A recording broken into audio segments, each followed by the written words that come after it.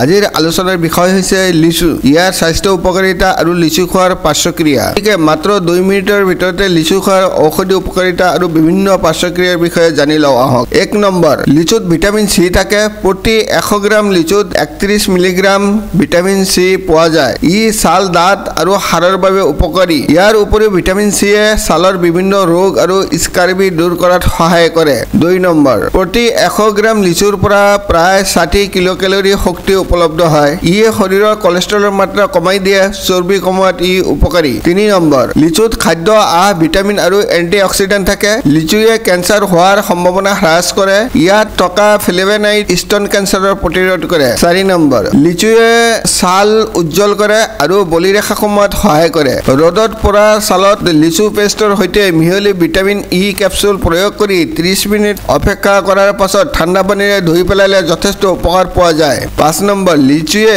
কম ঘনত্বৰ lipoprotein cholesterol বেয়া কোলেষ্ট্ৰলৰ হ্ৰাস কৰিব পাৰে আৰু উচ্চ ঘনত্বৰ লিপোপ্ৰটিন কোলেষ্ট্ৰলৰ মাত্ৰা বৃদ্ধি কৰিব পাৰে যেটো ভাল কোলেষ্ট্ৰল 6 নম্বৰ লিচুত থকা পলিছেকাৰাইড আৰু ফ্লেভোনাইডৰ দৰে যৌগবোৰ ৰোগ প্ৰতিৰোধৰ শক্তি বঢ়াব পাৰে 7 নম্বৰ ডায়াবেটিছ ৰোগীৰ বৈশিষ্ট্য হল তেজত গ্লুকোজৰ মাত্ৰা অধিক হয় লিচুত পলিফিনলৰ সমৃদ্ধ উৎস কেইবাটাও গৱেষণাৰ মতে পলিফিনলে ডায়াবেটিছ নিয়ন্ত্ৰণ কৰাত সহায় কৰিব পাৰে লিচু খোৱাত লবলগীয়া সাৱধানতাসমূহ